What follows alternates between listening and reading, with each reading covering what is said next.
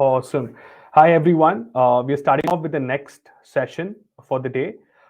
Today, we have with us Akshima Arora, who's an experienced talent acquisition and HRBP professional with over 6 years of successful history of enhancing organizational outcomes through strategic HR management.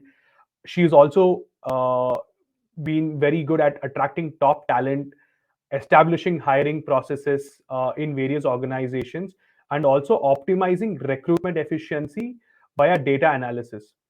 Akshima's expertise lies in achieving results in talent acquisition and creating exceptional candidate experience. She's had extensive experience with the fintech industry. She comes with extensive experience in the whole startup ecosystem, to be honest. She's worked previously with Simple, Novo. All of them are top startups. So today she's going to help you understand the whole placement process and how should you as a student prepare yourself for placements. Thank you, Akshima. Thank you for joining us on a weekend, on a Saturday morning. Thanks a lot for doing this. I'll hand over the session to you, Akshima. Thank you, Ace. I'll just try to turn on my camera. Just give me a moment.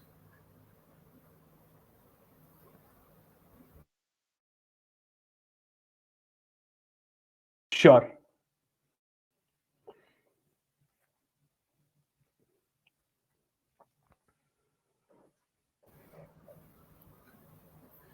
I think it's not enabled from my end, you guys, to turn on the camera. Can you try it from your end? Uh, I don't think I can enable or disable it. It has to be, I think you probably not pick the camera option or not allowed the camera. On top of it, you will see an next to the address bar. Can you click on that and see if permissions are given for this? Yeah, let me check. Yeah.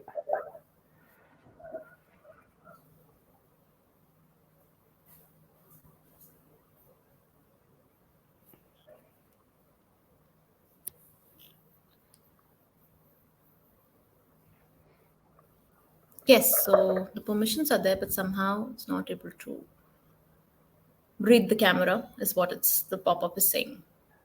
Okay.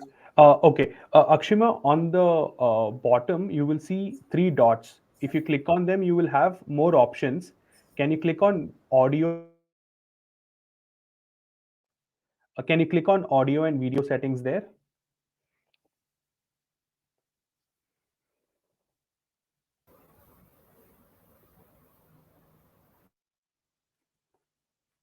And then you should be able to choose the camera.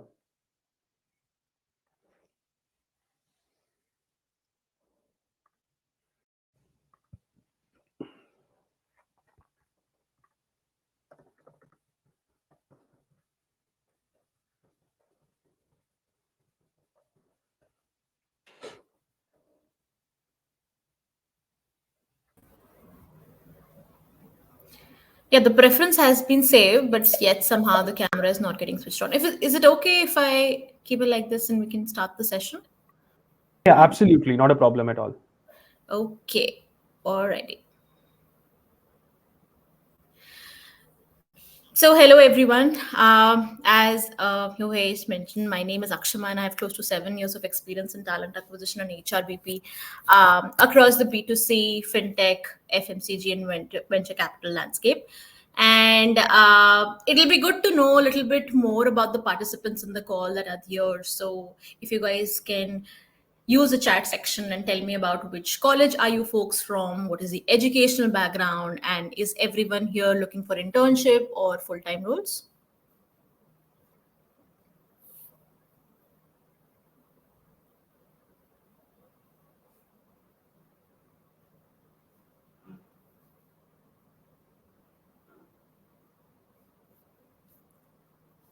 Anybody?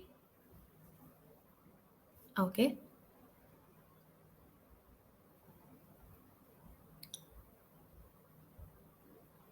All right. Priya says that she's looking for internships.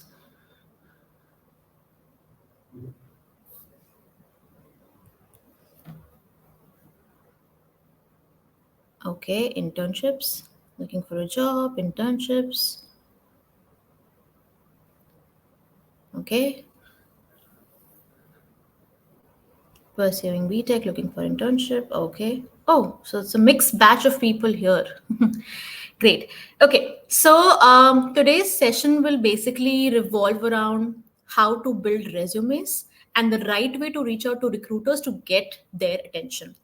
I've also sort of received close to 20 pre-screened questions from all of you. So I'd like to split the session in two halves in the interest of time, wherein the second half would be dedicated towards answering those questions. If there are any other additional questions or doubts, you can make a note of it and we can take it up towards the end of the session. Okay. So, to begin with, how many of you feel that you are applying for jobs and not getting responses from recruiters? Type a yes in the chat box if you have, faced this or you are going through this.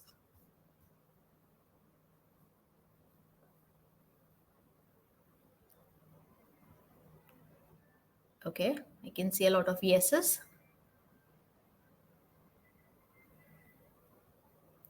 Okay, interesting. So let's talk about the very, medium through which you reach out to recruiters or sit for campus placements for that matter, which is your resume. Okay, so one of the most important things that candidates tend to fail to pay attention in their resume is their contact information to begin with, right? So some of the common resume errors that I have encountered includes the candidate contact details placed in the footer in a barely legible font, mentioning two to three numbers out of which one number is active. So the recruiter actually has to go through all the numbers to get to the correct one. So, you should ideally include your full name, your professional email address, LinkedIn ID, and an active phone number. Now, just a question to you guys. Do you know the average time spent by a recruiter in reviewing a resume? Any guesses? Can you type in the chat box?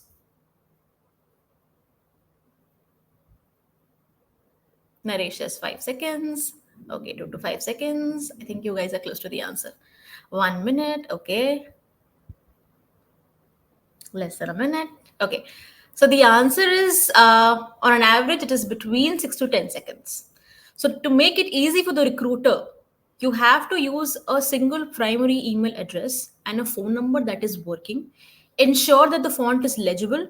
Specify your current city without the need to provide your complete address and the pin code. The recruiter doesn't really need to know which floor you're living on. So be very specific and concise with the contact information that you've mentioned in the resume to make it, like a breeze for the recruiter to go to the contact details and reach out to you if he or she likes the profile. Right. And now with so many tools coming up, there are so many free tools from which you can, sort of create your resume, right? So I just want to understand from the audience, like, what are the tools are you guys are using for creating your resume?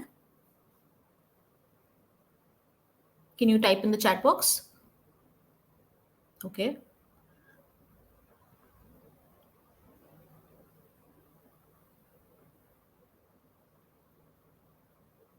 Noah, okay. Chat GPT, okay.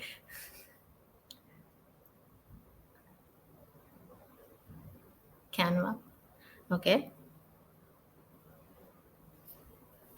All right.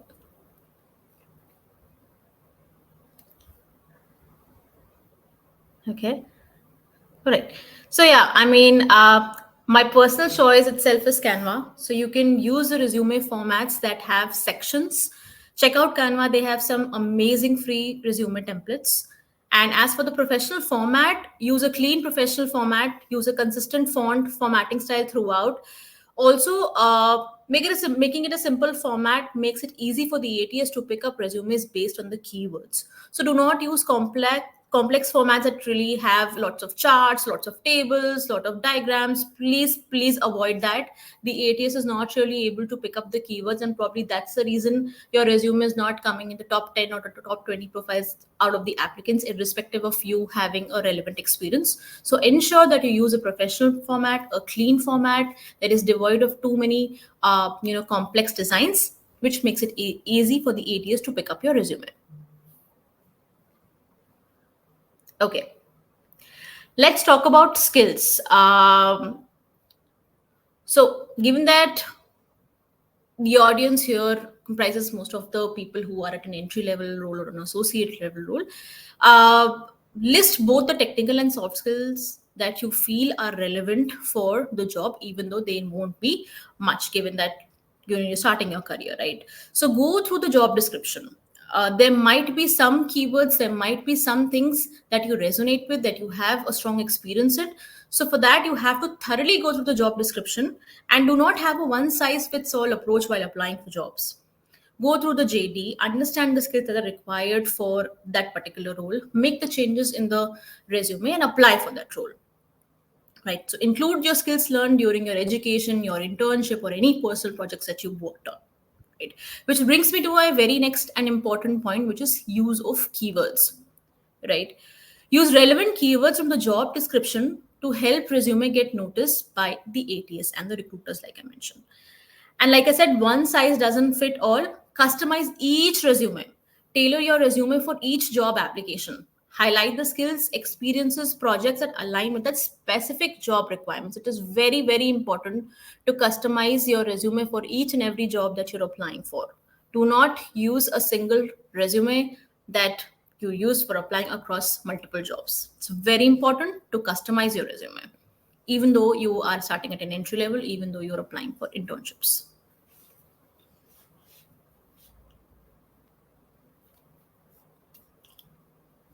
Okay, moving on to projects, internships, and certifications. So, like I mentioned before, showcase any relevant class projects, internships, or personal projects that demonstrate your skills and accomplishments. Provide details about your role, your achievements, and the technologies and the tools that you've used. It is very, very important to talk about the impact that you've been able to make in that project and the tools that you have used in order to complete that project. Highlight any relevant certification or courses or training programs that you've completed. If you've not worked or completed a relevant projects, get yourself to work on one and show it as a work in progress in your resume. It is very important to take up projects that align with the kind of role or align with the kind of vertical that you want to get into. And if you think that it is too late, maybe you have an interaction 1 or 2 week down the line with the recruiter, take up a project and show it as a work in progress in your resume. That will still give you an upper hand over the other applicants for the role. And when you're talking about achievements, try to quantify them. You know, wherever possible, use quantifiable metrics to describe your accomplishments. For example, you increase the website traffic by 30%, or you improve the offer to join ratio by 25%. So it is very, very important to quantify your achievements in the resume.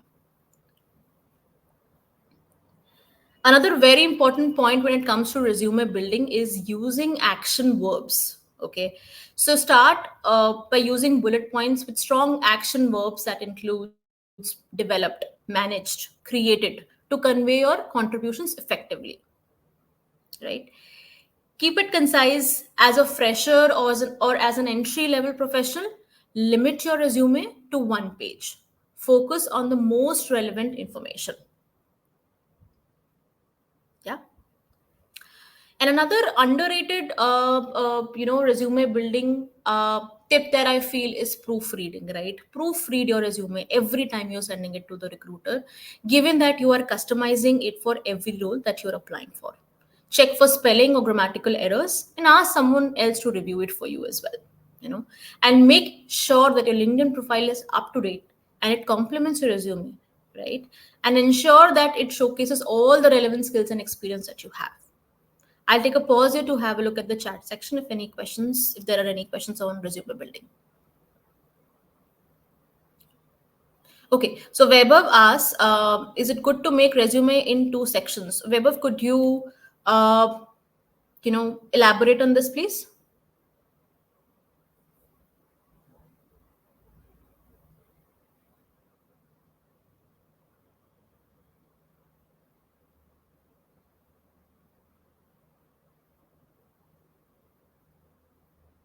Meanwhile, if there are any questions regarding resume building, you guys can type it in the chat box.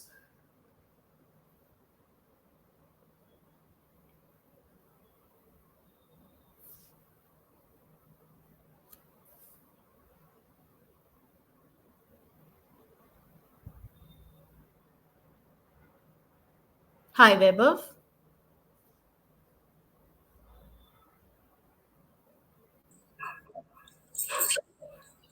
Yeah, ma'am. Uh, First section is personal details section, and second is schooling or projects. Mm-hmm. Okay. So, like I said, ensure that you keep your resume concise and to one page, given that you're applying for an entry level role. I myself have been across 4 to 5 stints, have across 7 years of experience across different landscapes, but I still stick to a 1.5 page resume. I think it is very important to be concise, and talk about achievements, talk about your projects, talk about your contact information in the first page itself, if you have any other relevant things that you would want to highlight, you can definitely divide the first page itself into 2 sections, where in the left hand section or the right hand section can talk about the contact information, and the right hand section can talk about the projects that you've worked on and other education details. Right. So ensure that you stick to one page. And even if you are dividing your resume into 2 sections, make sure that it is on the first page itself. Like I said, you can explore Canva. Canva has a lot of options for single page resume. And I'm sure you'll be able to fit in all the information that you need to for your interviews, resume in one page. Okay. I'm just going to the comment section here. Okay, how to manage career gap in resume.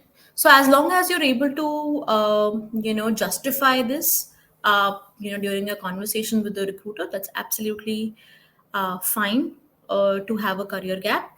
And if you are concerned about how it looks on LinkedIn, you can definitely put it as a gap, and you can mention that you took this time to upscale, or you took this time to take a break. It's absolutely normal. I, as a recruiter, come across a lot of profiles that have mentioned career breaks in their LinkedIn profile itself. Shouldn't be a problem as long as you can justify it. Okay, is it good to specify the name of the company in the objective of the resume? No, I think keep it very generic. There is no need to specify the name of the organization in the objective of the resume. The objective of the resume has much to do with what you bring to the table rather than the organization that you're applying for. Okay.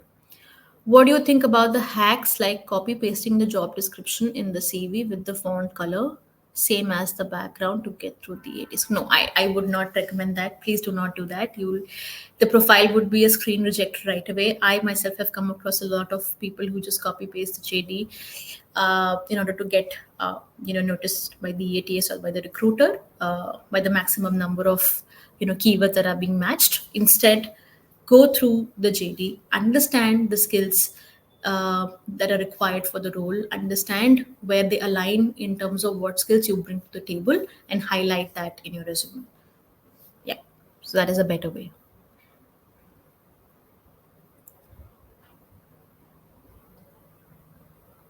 Okay, you mentioned that keywords are a way to get through the ATS. Could you please throw more light on it? Is it important to have a multi-page resume? Prajna, what do you mean by a multi-page resume? Can you just elaborate on that? Just to reiterate what I said, mentioning keywords means picking up skill sets and requirements for the role that are in the JD itself, aligning it with whatever capabilities that you have, and mentioning it in your one page resume.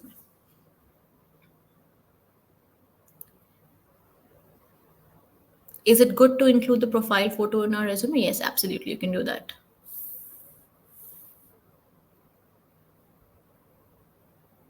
How to check if my resume is good enough?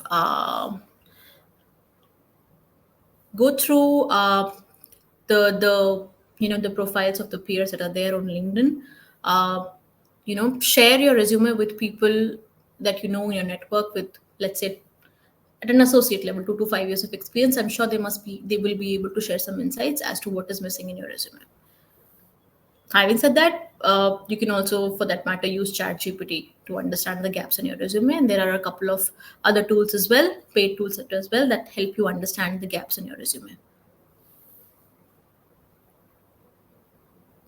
Some people said that as fresher we build our resume in MS Word. So what do we have to do? I didn't get this question, Vaibhav. Can you elaborate on this?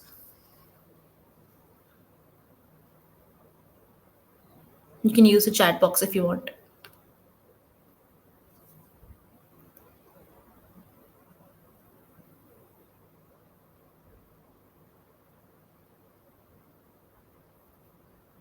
Anything that works for you. You can use MS Word that works for you. Ensure that the format is clean.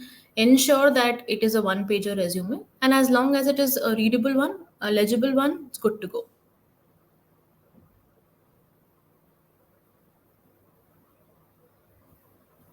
Okay, moving on to the next segment, which is networking. Okay, so how many of you are a part of communities that are related to your area of interest and attend career events? Can you use the chat box to answer? And also, can you share the communities that you are a part of?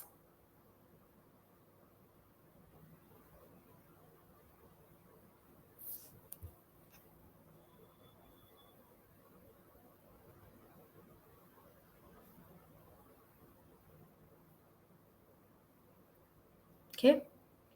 All right. So it is very important to be a part of communities that are relevant or that align with your areas of interest.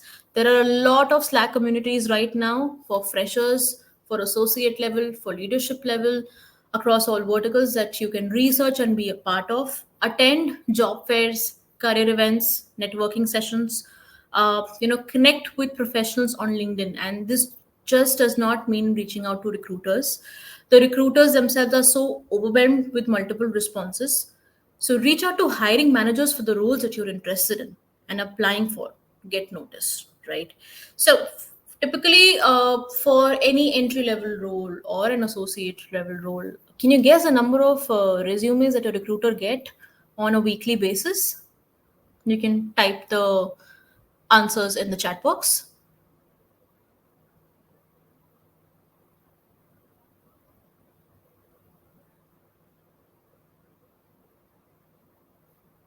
Okay, 50 to 60. Okay, so typically, as whenever a recruiter is hiring for an entry level role, the number of resume counts that one person get on a weekly basis is anything between 300 to 500, which, to be honest, is a lot for any recruiter to get back to. Hence, you might face the common issue of recruiters ghosting you because they might not even get the chance to get through your resume. So the right way to network, the right way to get your application notice is not just reaching out to the recruiter, but reaching out to the hiring manager, researching about the role, understanding who's hiring for the role, and reaching out to the hiring manager on LinkedIn itself. Yeah. Okay. Moving on to our next segment, which is skill development. So, I mean, it's a no brainer. You will have to continue to learn and improve your skills. Consider online courses or certification in your field. Take a LinkedIn premium career subscription. It costs typically between 800 to 1200 rupees on a monthly basis. And under this subscription, LinkedIn asks about the desired role and suggests online certification and programs that are tailored to the kind of role that you want to apply for. So this is super helpful. You can definitely, go through the learning programs that LinkedIn has that are tailor made to the kind of role that you want to get into.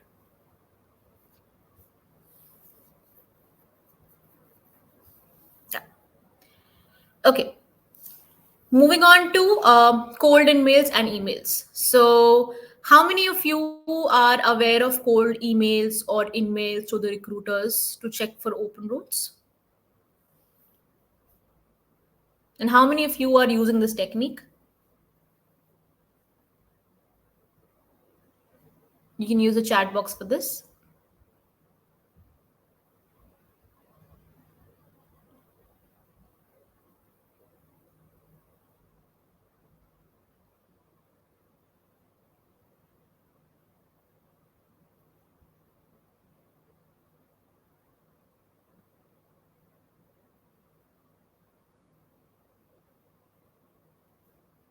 Okay.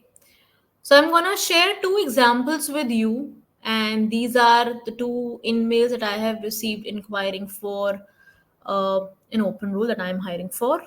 And I just want you guys to let me know the red flags and the better option out of the two.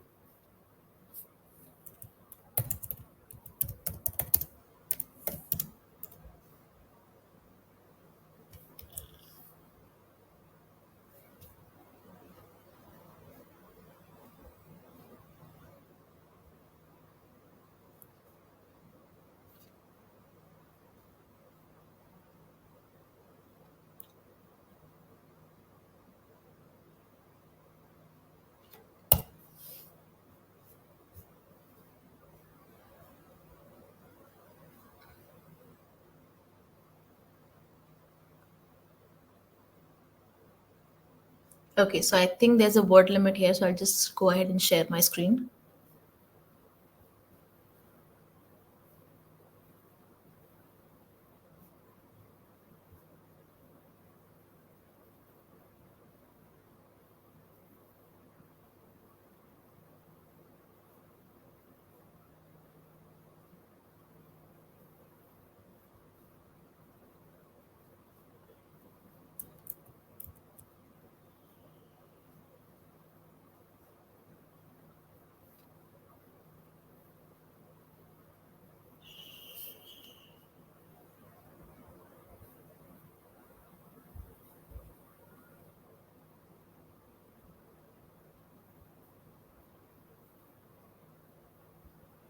Can you guys see my screen?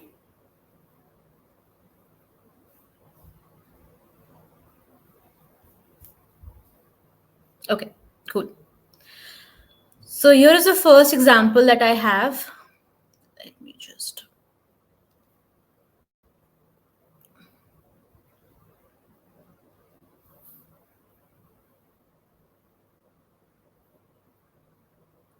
Can you guys go through it and let me know whenever you're done?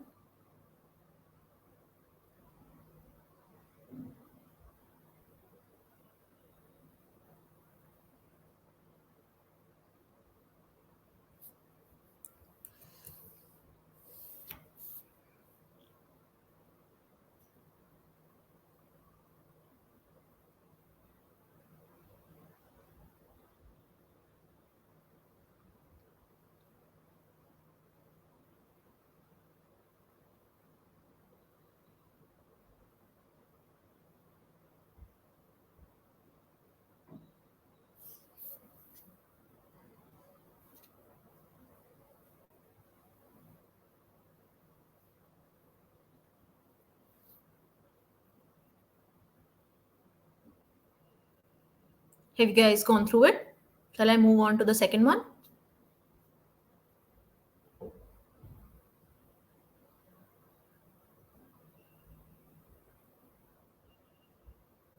Okay, here's the second one.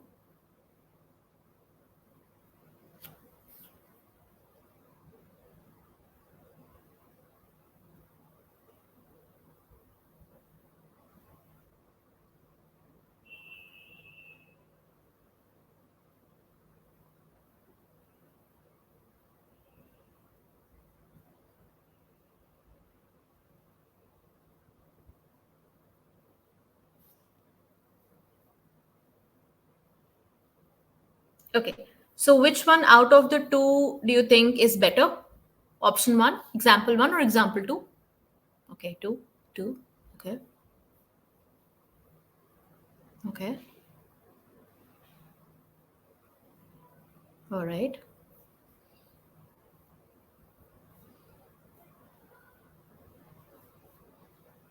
All right. Okay. Great.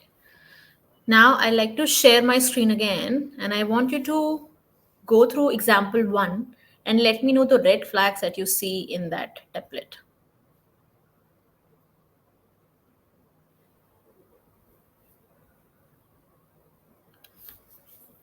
Can you guys see my screen?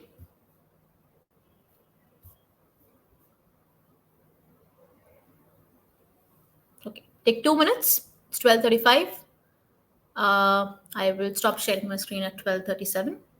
Just let me know the red flags in the comment section.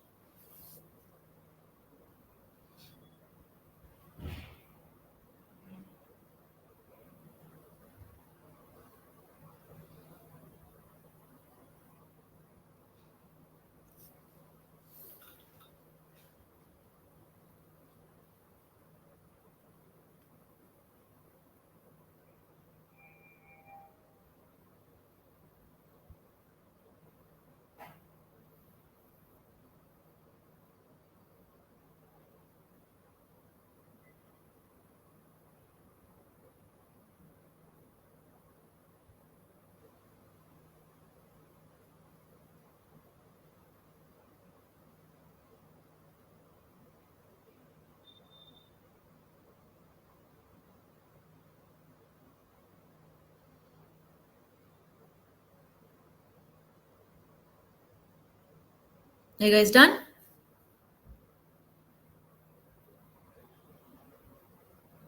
Okay. Can everybody share their observations and red flags that you observed in the first template in the comment section, in the chat section?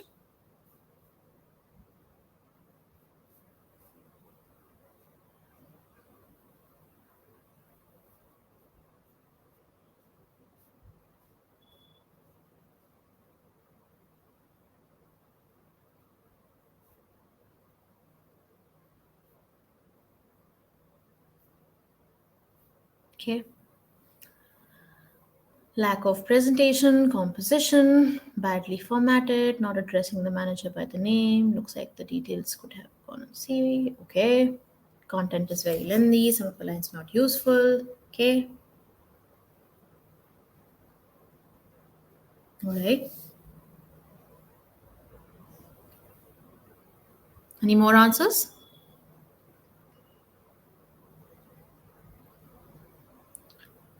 Recruiter will not have time to read such paragraph. Yes, correct.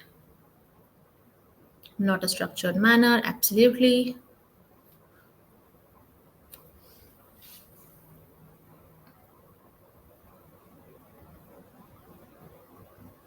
Any more guesses?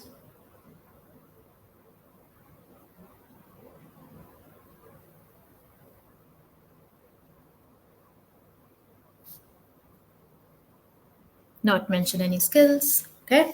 All right. So yes, you guys are almost there. It's too wordy for any recruiter to go through.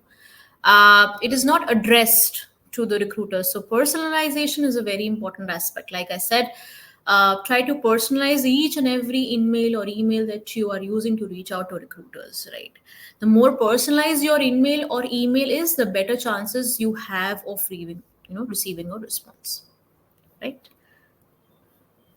And make it as concise as possible. Do not talk about your stipend expectations. I've come across so many emails that talk about stipend expectations, that talk about the duration on which the candidate is available for the internship period. So I think all these conversations should follow post your first. Okay, a recruiter typically gets back to you with a positive response of whether or not there's a role for you or whether or not you're suitable for the role. I think it is a very premature stage to put all the information in one go. Just ensure that you're reaching out to the recruiter, addressing the recruiter by name, mentioning the right name of the organization, because I see people copy pasting and come across so many emails that has the wrong name of the organization. So ensure that you are proofreading, mentioning the right name of the organization, talking about the areas of your interest, and closing it with your contact details. Yeah. Okay. Okay, so let's talk about follow-up etiquettes. So I will share an instance with all of you that happened with me a couple of months back.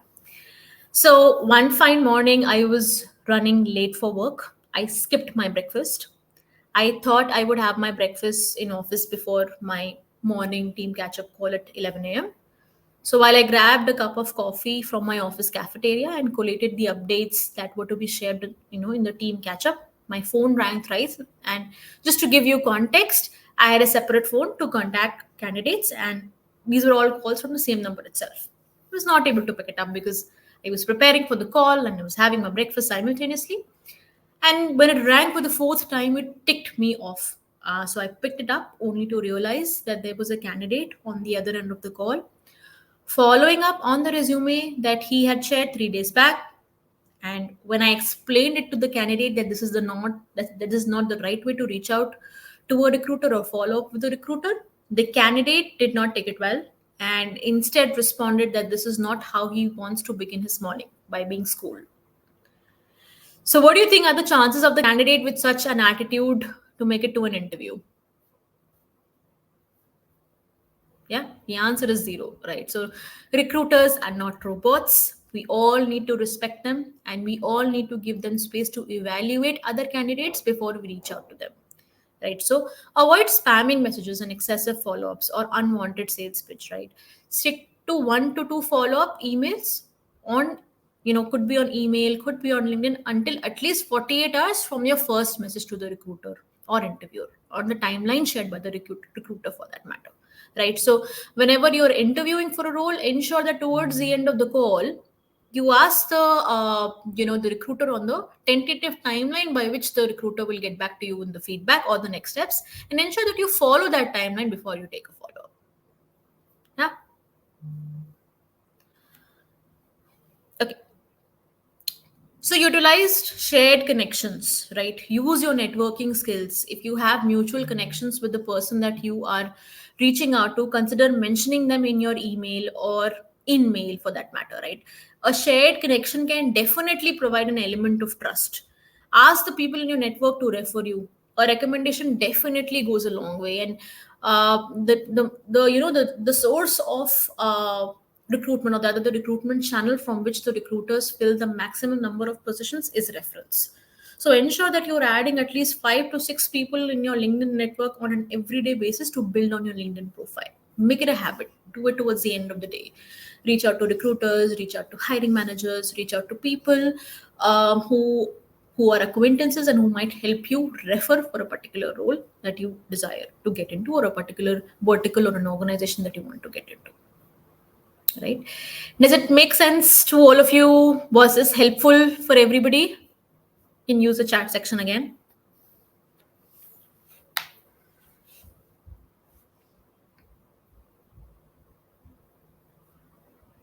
All right. Thank you, guys. So I do not want to overwhelm you guys with too much information. So let's move on to the other half of the session, that is addressing the list of pre-screened questions that I have got. And if you guys have any other questions, you can definitely type it in the chat box and I can take it towards the end of the call. Works? Type a yes if that works for you. Alrighty. Thank you. Okay.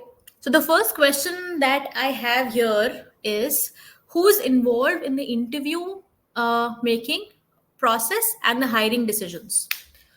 So this is a very subjective question. You can expect anything between 2 to 4 rounds and 2 to 4 stakeholders. That could be a recruiter, a hiring manager, a stakeholder if this is a cross-functional role, and a cultural round. So anything between 2 to 4 stakeholders that are involved in the decision-making process. Another question that I have is, what qualities or skills make a candidate stand out during the hiring process? It's again very subjective, since most of you are freshers. A recruiter will definitely look for communication and presentation skills, your common sense, your presence of mind, a decluttered, a simple, concise resume without any grammatical errors or typos, relevant projects in the resume, right? And if the project is mentioned, you should talk about the impact that you were able to make in that project. And if there is a problem statement that you solve for, mention that in your resume for sure. Okay. How long does it take usually from the initial interview to the offer stage? So this is definitely subjective to the number of interview rounds and the number of candidates in the pipeline. There is no definite answer to it. Fourth question, how many total candidates do you typically interview for one position? So for a fresher on an entry level role, anything above 4 and anything less than 10.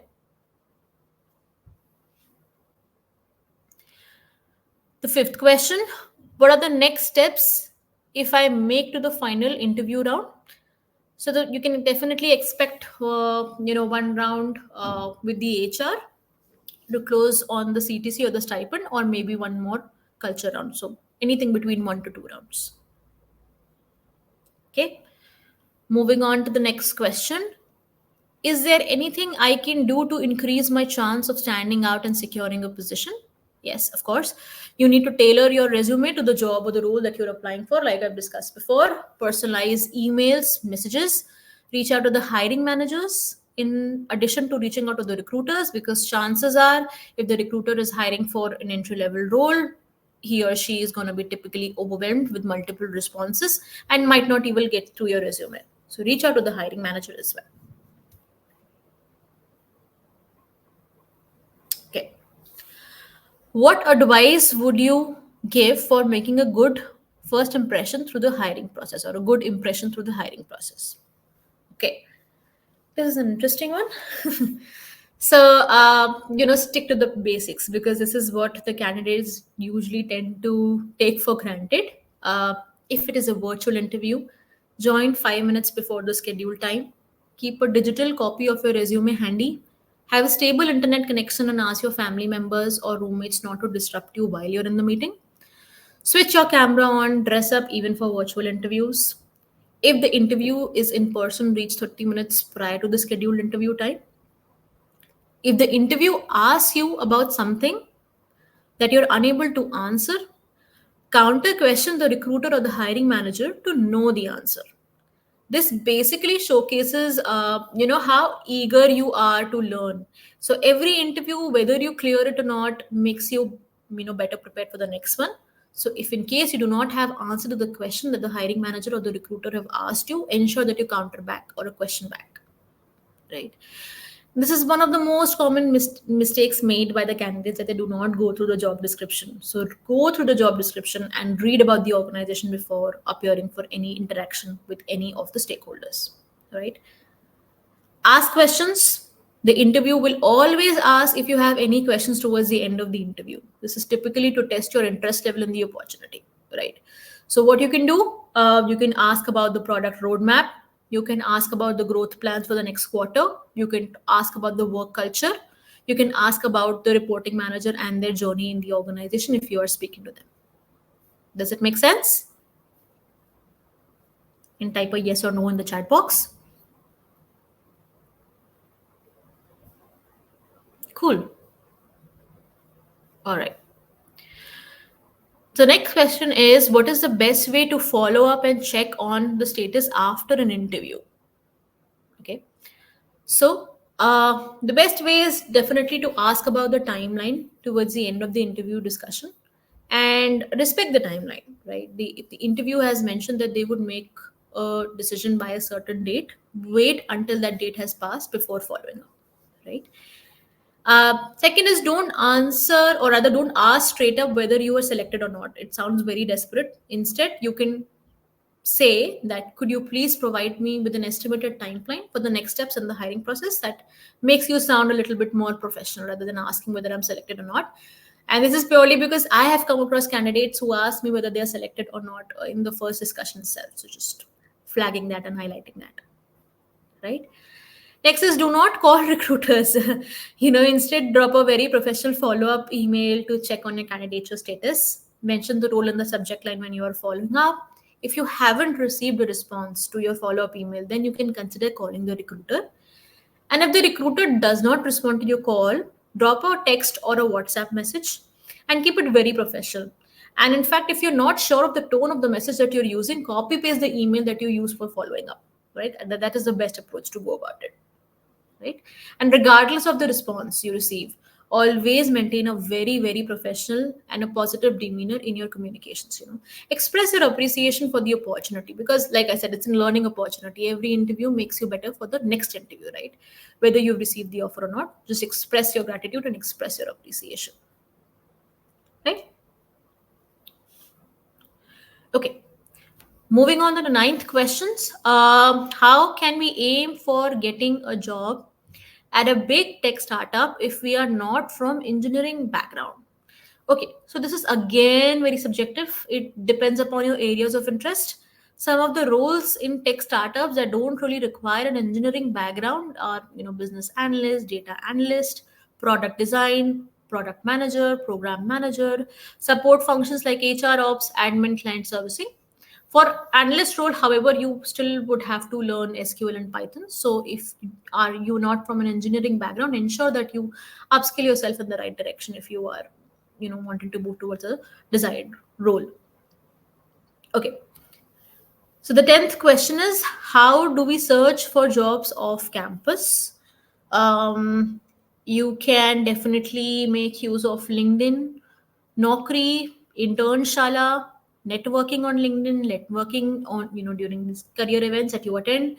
Shortlist 25 to 30 organizations of your choice and go through their career page and apply for the roles while parallelly reaching out to the recruiters and hiring manager on LinkedIn. Yeah.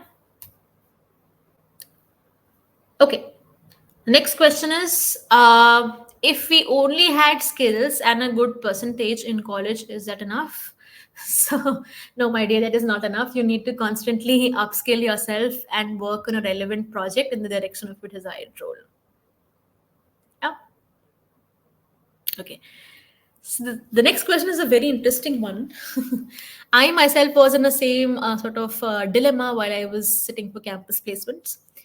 Is it good to join off-campus job than the job we get in college campus? Which out of the two is better? So the answer is it does not really matter.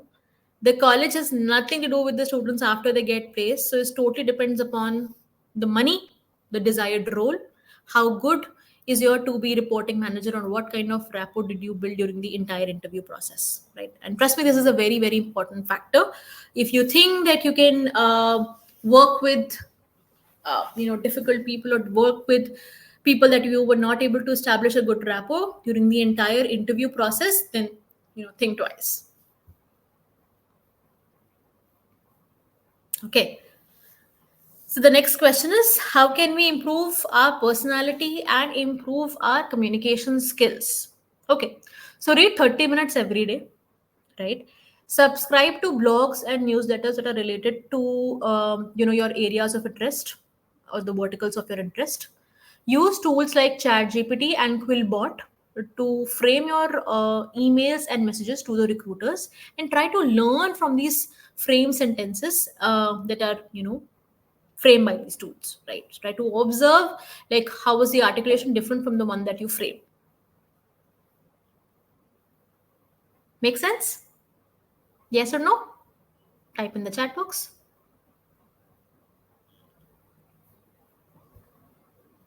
Cool. Okay. So, what are the most important soft skills that you need to succeed in an organization? I would definitely say written and oral articulation, both are extremely important. Your email writing skills are also very important, and stakeholder management is also an important soft skill when you need to succeed in an organization. Okay. I have another interesting question here. How does a startup differ from most established companies in terms of culture, work style, and opportunities for growth? Okay, here are my thoughts. In a startup, it is very easy and fluid to move from one vertical or role to another. Right, there is high degree of ownership. Your contribution is more likely to get visible or get recognition. Right, pay scale typically varies, but typically it is more at an entry level or an associate level uh, as compared to established organization. But there are definitely lack of additional employee benefits or perks in the startup, so that makes up for the additional markup or the cost up that you have in terms of a budget for an entry level role in an established organization versus a startup, right? So in a startup, your growth is not limited to your role. It is fast paced. You can expect long working hours and high job expectations. There is limited job security. Startups may not have well defined career progression path or the same level of structure as larger organization. There is an open door policy in startups. The leaders are approachable. However, there is lack of structure and processes here. In a larger or established organization, there is better job stability, security, um, well-defined roles since they have center of expertise within each function. There is a more structured work environment. The compensation might not be that competitive for an entry-level role, but there are multiple employee benefits that typically make up for it, right? There are more regulatory compliances in place, right? So MNCs usually, or large organizations usually, have a strong commitment towards regulatory compliance, which may make you feel more secure about ethical and legal practices within the organization. For example, protection from wrongful termination or any kind of workplace harassment, right? Better work-life balance, professional development programs. So larger organizations or established organizations typically have structured training and development programs for the employees, which is not there essentially in any startup, right? Okay, moving on to our next question. How could I make the biggest impact in the first 6 months of my first job? Okay. So I think taking ownership and being proactive about the tasks that are assigned to you is very important. And the second is being disciplined and turning up on time. Again, is very important. Huh? Okay. Coming to a second last question, how much weight is put on cultural fit versus skills and experience during the hiring process? I would say equal weightage is given to by both organizations, by both to the organization while evaluating a candidate. I have seen people who are technically strong being rejected in the culture round, so equal weightage is placed by organizations to both culture as well as experience or the skill set that a candidate has, right? Last question. Is there any flexibility in the requirement? If a candidate has strength that compensate for the gap, yes, absolutely. As long as there is a desire to upskill and learn, there's always room for people who are willing to learn and who have the competency to grow. Yeah. So this wraps up our the Q&A or the set of predefined questions or the pre-screened questions that I have. I just want to know how informative was it for all of you. You can definitely use a chat section to let me know about it.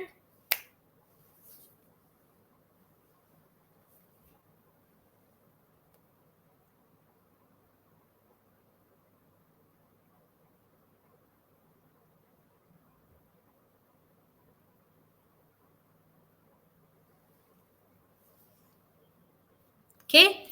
Are there any other questions that you guys have? We can take, I think, maybe another two or more questions, 2 or 3 questions, and wrap up the session.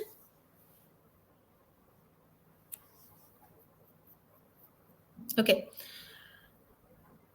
There's a question that says how to crack resume and interview. I have 2 years of gap with no experience and internship. Please guide how to get hired. I would say start investing in upskilling yourself. You can definitely pick up courses that align with the kind of role that you want to get into and justify the gap by saying that you took your time off to upskill yourself and you wanted some break for yourself, but definitely upskill and do some certification. Please do not go as a blank slate for any of the interviews.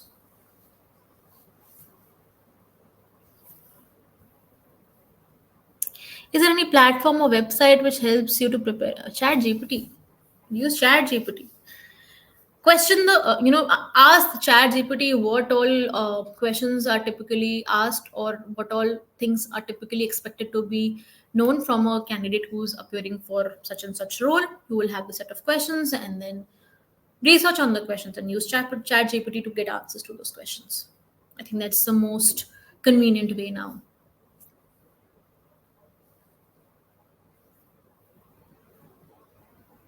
Any other questions?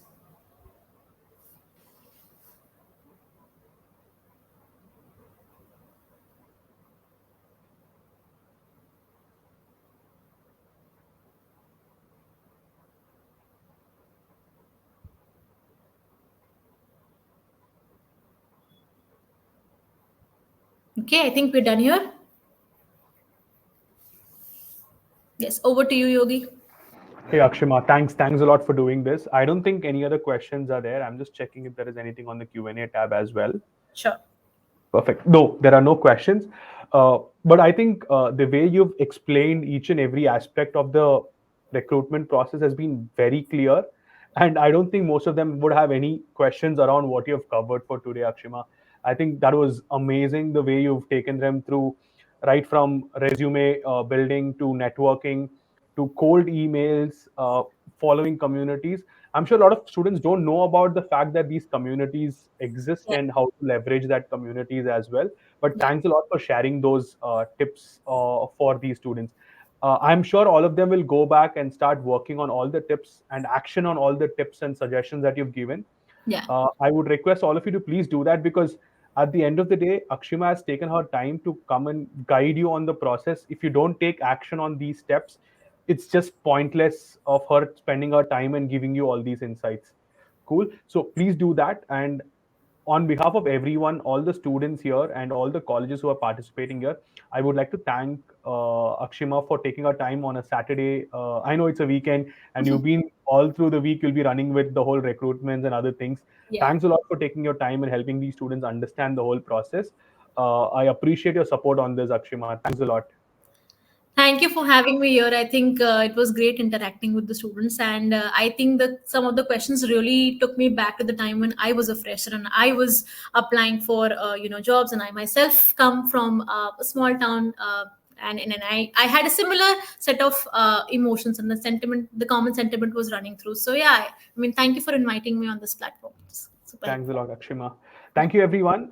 So now you have a break. The aptitude and the verbal session would start in the evening at 5 p.m. We'll see you in the evening then. Thank you, everyone. Take care then. Bye bye. Bye bye.